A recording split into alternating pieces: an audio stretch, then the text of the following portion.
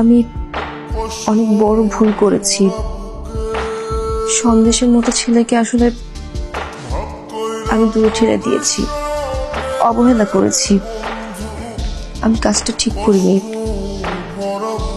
আমি আমার সব ভুল বুঝতে পেরেছি আঙ্কেল। আপনি আপনি প্লিজ একটু সন্দেশকে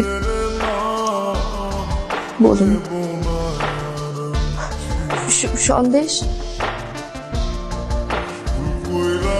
সন্দেশ, আমি ভুল করেছি। আমি তোমাকে ডিভোর্স দিয়ে শাহেদের কাছে গিয়েছি। আমি ভেবেছিলাম ওইটাই জীবন। শহরের মানুষরা অনেক ভালো, জীবনে চলতে অনেক টাকার দরকার। ভেবেছিলাম শাহেদকে বিয়ে করে সুন্দর একটা সংসার করব, ঘুরবো ফিরবো, যে সংসারে কোনো অভাব থাকবে না, খুব গোছালো একটা সংসার হবে। কিন্তু সেটা আমার স্বপ্নই ছিল। বাস্তবতা অনেক কঠিন।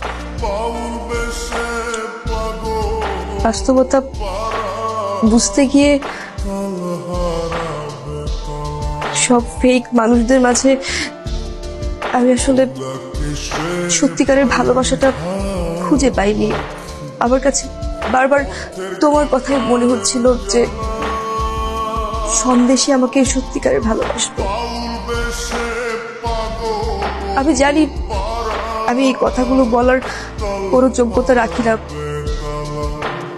আমার কোনো মুখ নেই তোমার সামনে এসে দাঁড়ানোর মতো, কিন্তু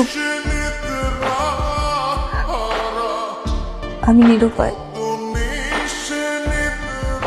আমি বুঝতে পেরেছি জীবনে চলার জন্য যোগ্যতা দরকার হয়। আমাকে তোমার কোনো কিছু দিতে হবে না, পড়াশোনার জন্য কোনো খরচও দিতে হবে না। আমি নিজের যোগ্যতা দিয়ে পড়াশোনা করে চাকরি করে টাকা পয়সা উপার্জন করব। সন্দেশ, আমি শুধু চাই তোমার পাশে তোমার বউ হিসেবে স্বীকৃতি পেতে। আমাকে কি শেষবারের মতো একটা সুযোগ দেওয়া যায় প্লিজ?